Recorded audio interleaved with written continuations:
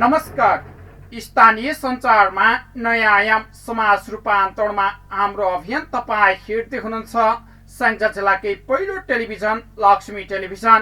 हामीलाई विश्वको जुनसुकै ठाउँबाट पनि www.lakshmitv.com लगन गरेर अर्थात् नेट टिभी एप्सबाट पनि हेर्न अनि सुन्न सक्नुहुनेछ। समाचारमा स्वागत छ। म टीकाराम अधिकारी। प्रधानमन्त्री केपी शर्मा ओलीले छुवाछुत मानव सभ्यताको कलङ्क भएको बताउनु भएको छ। छुवाछुत विरुद्धको राष्ट्रिय दिवसका अवसरमा शुभकामना व्यक्त गर्दै प्रधानमन्त्री ओलीले मानव सभ्यताको कलङ्कका रूपमा रहेको छुवाछुत प्रथालाई कानुनी रूपमा अन्त्य गरेको बताउनु भएको छ।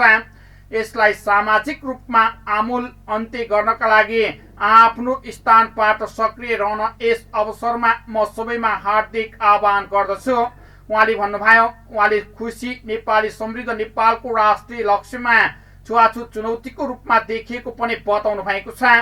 छुवाछुत सम्बन्धी जघन्य घटनाका अपराधीहरूलाई सरकारले कानुनी दायरामा ल्याइरहेको भन्दै प्रधानमन्त्री ओलीले त्यस्ता अपराधीलाई कडाभन्दा कडा सजाय दिने प्रतिबद्धता जनाउनु भएको थियो।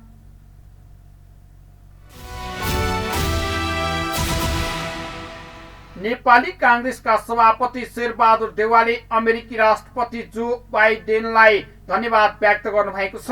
नेपाललाई कोरोना भाइरस विरुद्धको खोप उपलब्ध गराउने अमेरिकी घोषणा गरेपछि शुक्रबार ट्विट गर्दै पूर्व प्रधानमन्त्री समेत रहनुभएका देउवाले राष्ट्रपति बाइडेनलाई धन्यवाद समेत दिनुभएको छ। उहाँले बाइडेनको यो निर्णयले नेपाल र अमेरिका बीचको मैत्रीपूर्ण सम्बन्ध थप प्रगाढ हुने विश्वास समेत व्यक्त गर्नुभएको थियो। बिहिबार अमेरिकाले कोभ्याक्स सुविधा सम्पन्न वा सुविधा अन्तर्गत दक्षिण एसिया तथा दक्षिण पूर्वी एसियाका मुलुकलाई 70 लाख डोज खोप उपलब्ध गराउने घोषणा गर्नुभएको थियो।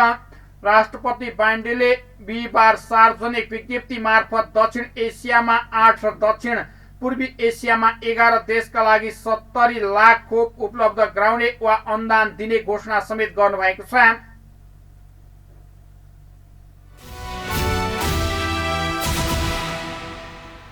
ललितपुर महानगरपालिकाले कोभिड-19 को संक्रमणबाट निधन भएका व्यक्तिको परिवारलाई 1 लाख रुपियाँ सहयोग प्रदान गर्ने निर्णय गरेको छ।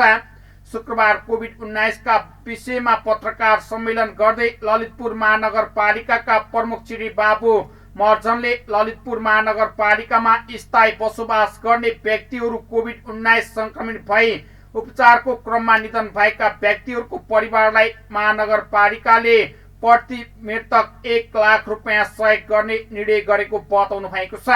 त्यस्तै आइसियु तथा भेन्टिलेटरमा उपचार गरेर निको भएकाहरूलाई जनै 50,000 रुपियाँ र अस्पताल भर्ना भएर कोभिड-19 जितेकाहरूलाई जनै 25,000 रुपियाँ प्रदान गरिने उहाँले जानकारी दिनुभएको छ।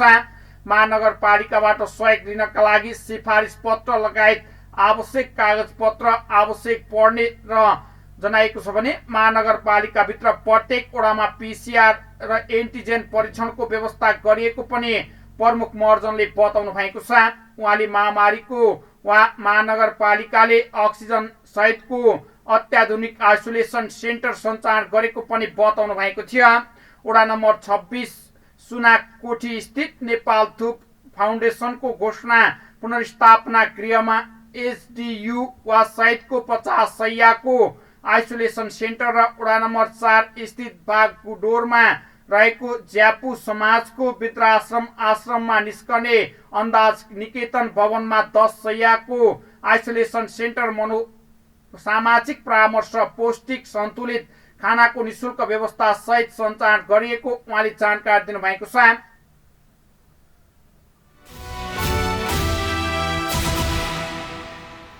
संवैधानिक कानून तथा व्यवसायका बावजुद कानूनको प्रभावकारी कार्यान्वयन हुन नसक्दा नेपालमा अझै पनि जातीय विभेदका घटनाहरूका कमी आउन नसकेको राष्ट्रिय मानवाधिकार आयोगले चिन्ता व्यक्त गरेको छ। नेपाल सरकारले 2063 साल जेठ 21 गते नेपाललाई जातीय भेदभाव तथा छुवाछुत मुक्त राष्ट्र घोषणा गरेको आज 15औं वर्ष पूरा भएको छ। नेपालको संविधानले प्रत्येक व्यक्तिको सम्मानपूर्वक बाँच्न पाउने हक, न्याय सम्बन्धी हक, दलितको हक, सामाजिक न्यायको हक, समानताको हक, छुवाछुत तथा भेदभाव विरुद्धको हक लगायतका अधिकारको सुनिश्चितता गर्दै समतामूलक समाजको परिकल्पना गरेको छ। जातीय तथा अन्य सामाजिक छुवाछुत तथा भेदभाव कसुर र सजाय ऐन 2068 र मुलुकी अपराध संहिता 2074 तथा नेपाल पक्षी राष्ट्र भएको सबै विकसित किसिमका जातीय भेदभाव उन्मूलन सम्बन्धी अन्तर्राष्ट्रिय महासन्धि 1965 समेतले यस्ता हकहरूको प्रत्याभूति गर्नुभएको छ।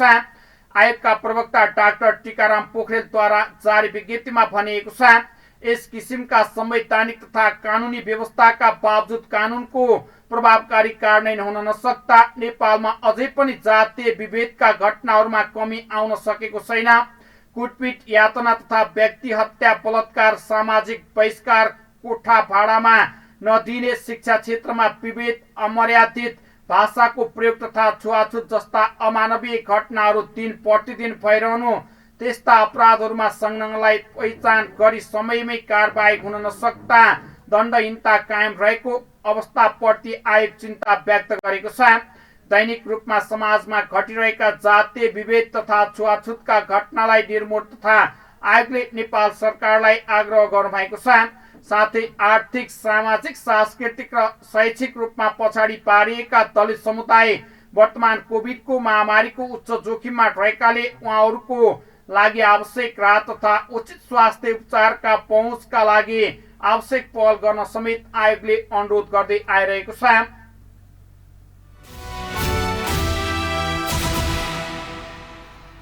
कोरोना महामारी 19 को दोस्रो लहरमा हालसम्म देशभरका 19 पत्रकारको निधन भएको छ भने 900 पत्रकार संक्रमित हुनुभएको छ। प्रेस काउन्सिलका अनुसार यसमध्ये 200 संक्रमित हुनुभएको छ भने 30 जना अस्पताल भर्ना हुनुभएको छ भने 5 जनालाई आइसियु भेन्टिलेटरमा राखी उपचार भइरहेको छ। श्रमजीवी पत्रकारको यस्तो अवस्थाको रहेकोमा महामारीलाई न्यू बनाएर कतिपय सञ्चार माध्यमका सञ्चालक लगानीकर्ताले कोरोनाको पहिलो लहरदेखि नै श्रमजीवी पत्रकार ऐन 2051 अनुसार पत्रकारलाई तलब नदिएको, कामबाट वञ्चित गराउने गरेको, सेवाबाट हटाउने गरेको पाइएको काउन्सिलले जनाएको छ।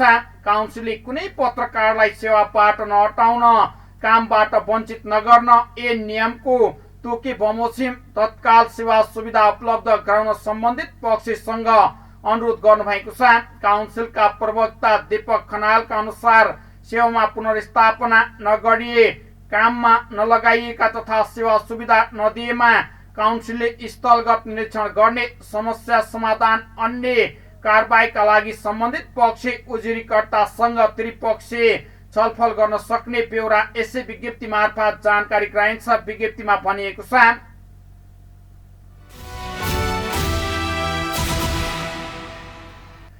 सञ्चार तथा सूचना प्रविधि मन्त्री पार्वत गुरुङले पत्रकारहरूको सिप परीक्षण गर्नका लागि भन्दै आम सञ्चार प्रशिक्षण प्रतिष्ठान गठन गर्ने तयारी भइरहेको बताउनु भएको छ। सञ्चारकर्मी पार्वत गुरुङले सञ्चारका शुक्रबार मन्त्रालयमा आयोजित पत्रकार सम्मेलनमा बोल्दै पत्रकारहरूको दक्षता, क्षमता अभिवृद्धि तथा सिप परीक्षण गर्नका लागि आम सञ्चार परीक्षण प्रतिष्ठान गठन हुने बताउनु भएको छ। यसको निम्ति आम सञ्चार प्रतिष्ठान गठन आदेश 2078 स्वीकृतका लागि अर्थ मन्त्रालयमा पठाएको पनि उहाँले बताउनु भएको छ। उहाँले भन्नुभयो, पत्रकारहरूको दक्षता, व्यक्तित्व, क्षमता अभिवृद्धि, पत्रकारहरूको सिप परीक्षणका लागि आगामी वर्षभित्र आम सञ्चार प्रशिक्षण प्रतिष्ठान गरिनेछ। कुनै पनि सेवा क्षेत्रमा प्रवेश गर्नको लागि आधारभूत दक्षता परीक्षण र उत्तीर्णको जरुरी भए जस्तै पत्रकारिता क्षेत्रमा प्रवेश गर्नका लागि पनि सरकारी मान्यताको प्रशिक्षण केन्द्र स्थापना, आम सञ्चार प्रशिक्षण प्रतिष्ठान विकास समिति गठन आदेश 2078 लाई अर्थ मन्त्रालयमा पठाइसकिएको छ। यस क्षेत्रको विज्ञहरूको राय सल्लाह बमोजिम आम सञ्चार प्रतिष्ठान र प्रतिष्ठाको केन्द्र मर्यादित निकाय बनाउन पहल कदमी भएको छ। मन्त्री गुरुङले यसका निम्ति सञ्चार मन्त्रालयका सचिवको संयोजकत्वमा कार्यदल बनाएर काम समेत अगाडि बढाइसकिएको जानकारी दिनुभएको छ।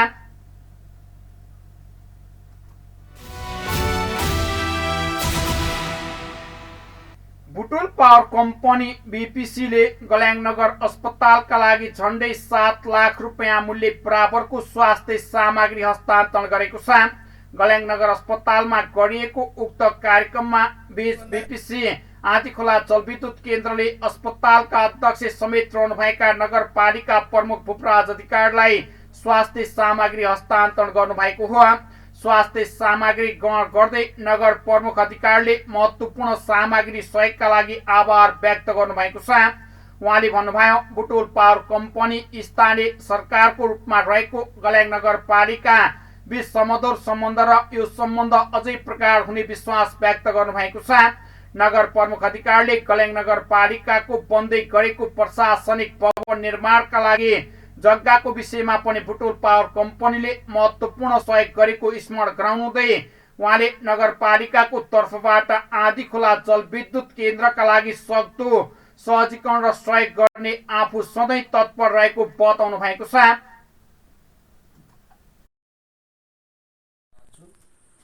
बुटोल पावर कम्पनीले यो आपतको बेलामा भावनात्मक सम्बन्ध जोड्ने गरी यो क्षेत्रका जनताहरूलाई केही सजिलो होस्, यो कोभिड-19 को महामारीमा सरलता आओस्, केही हेल्प होस् भनेर यहाँले जुन योगदान गर्नुभएको छ यो प्रति मैले आभार व्यक्त गर्न चाहन्छु, यहाँलाई धन्यवाद दिन चाहन्छु। यहाँको कम्पनी, त्यहाँ कार्यरत सम्पूर्ण कर्मचारीहरू लगायत त्यहाँका प्रोभाइडरहरू सबैलाई धन्यवाद दिन चाहन्छु। यहाँको कम्पनी राम्रो होस् र यो विपदको बेलामा मानवीय हिसाबले यहाँले जुन सहयोग गर्नुभएको छ यो ज्यादै हाम्रो निम्ति गर्वको कुरा छ। यहाँले दिएको माया ममताप्रति हामी आभार व्यक्त गर्न चाहन्छौँ। नगरपालिका सिङ्गो यहाँहरूप्रति कृतज्ञ ज्ञापन गर्न चाहन्छु। र यस्तै हो, सबैजना लागेर सानो सानो सहयोगले वा मायाले, सद्भावले, आशीर्वादले नै अहिले जनताहरू बाँच्ने, सामाजिक दूरीहरू कायम गर्ने, एक आपसमा सचेतना फैलाउने, सुझाव दिने र यस्तै यस्तै चिजहरू गरेर हामी अहिले बाँच्नु परिरहेको छ। कार्यक्रममा गल्याङ नगरपालिका वडा नम्बर 3 का वडा अध्यक्ष महेश भट्टराईले नगर अस्पतालका लागि बीपीसीका तर्फबाट गरिएको सहयोग निकै महत्त्वपूर्ण रहेको बताउनु भएको छ। अस्पतालका सदस्य समेत रहनुभएका भट्टराईले महामारीमा मिलेर सामना गर्नुपर्ने भन्दै यस्तो सहयोग पक्षमा सबैले आह्वान गर्दै आगामी दिनमा पनि सहयोग गर्न आग्रह गर्नुभएको छ। यो विपदको विषयमा, विपदको समयमा जुन सामग्रीहरू अत्यन्त आवश्यकीय सामग्रीहरू मलाई पनि सरले सोध्नु भएको थियो, त्यहाँ कुन कुन सामग्रीहरू आवश्यक पर्छ भनेर यहाँ प्रबन्धक थानापति सरलाई गएर सोद्धा उपयुक्त होला सर भनेर मैले सरसित पनि कुरा राखेको थिएँ। सर अत्यन्त सहयोगी, सरकै पहलले यो काम भएको छ।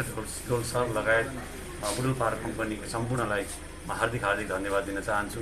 र यो सामग्रीले यस क्षेत्रका कोभिडबाट आक्रान्त भएका बिरामीहरूलाई पक्कै पनि सहयोग मिल्नेछ भन्ने अपेक्षाका साथ यो छोटो समयमा आएर हामीलाई सामग्री दिनुभएकोमा म बुटोल पावर कम्पनी आँधीखोला जलविद्युत केन्द्र गल्याङका प्रमुख डोल प्रसाद खरेलले अस्पतालसँग समन्वय गरी अति आवश्यकीय सामग्री कम्पनीको तर्फबाट सहयोग गरिएको बताउनु भएको छ। उहाँले गल्याङ नगरवासीहरूको स्वास्थ्य लाभको कामनाका लागि बुटोल पावर कम्पनी सधैँ तत्पर रहेको बताउनु भयो।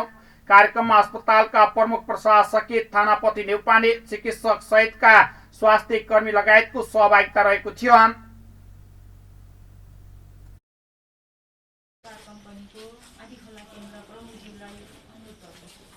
धन्यवाद दिदीजी।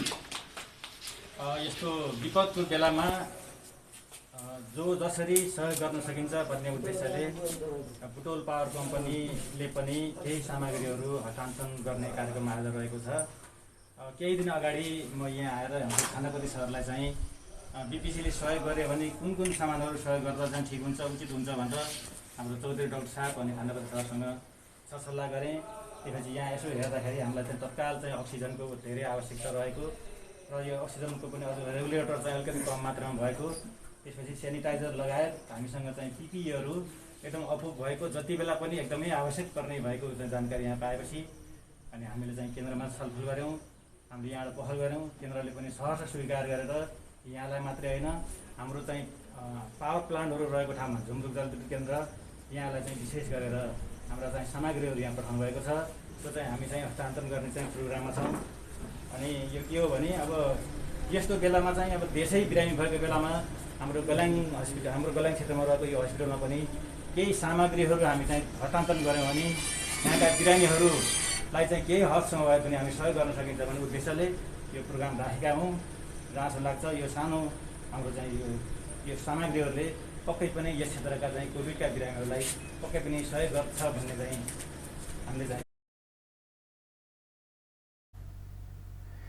बीपीसीले 2वटा अक्सिजन कन्टेन्टर, 150वटा एन्टिजेन टेस्ट किट र 6वटा अक्सिजन ग्यास सिलिन्डर, 10वटा अक्सिजन रेगुलेटर, 8वटा पल्स अक्सिमिटर र 35वटा पीपी सेट र 15वटा सर्जिकल पन्जा सहयोग गरेको छ भने त्यस्तै 1800वटा मास्क, 80 लिटर हेड सेनिटाइजर, 80वटा फेस शिल्ड र 500वटा सर्जिकल हेड क्याप गरी कुल 6,77,540 रुपियाँ बराबरको सामग्री हस्तान्तरण गरिएको छ।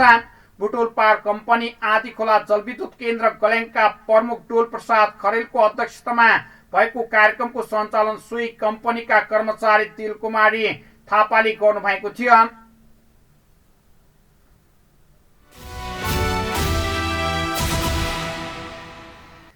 स्याङ्जाको चापकोट नगरपालिकामा कार्यरत 9 जना कर्मचारीमा कोरोना संक्रमण पुष्टि भएको छ। नगरपालिकामा कार्यरत 73 जना कर्मचारीहरूमा गरिएको एन्टिजेन परीक्षणमा 9 जनामा कर्मचारीमा पुष्टि भएपछि नगरपालिकाको स्वास्थ्य सेवा बाहेकका सम्पूर्ण सेवाहरू 25 गतेसम्म बन्द गरिएको नगरपालिकाले जनाएको छ। चापकोट नगरपालिकाका नगर प्रमुख शिवकुमार गिरीले एक विज्ञप्ति जारी गर्दै नगरपालिका क्षेत्रमा हाल उच्च सङ्कटमा रहेको हुँदा नगरपालिका कार्यालय चापकोटको स्थानीय विपद व्यवस्थापन समितिको बसेको बैठकले 25 गतेसम्म स्वास्थ्य सेवा बाहेकका सम्पूर्ण सेवा बन्द गर्ने निर्णय गरेको जानकारी दिनुभएको छ।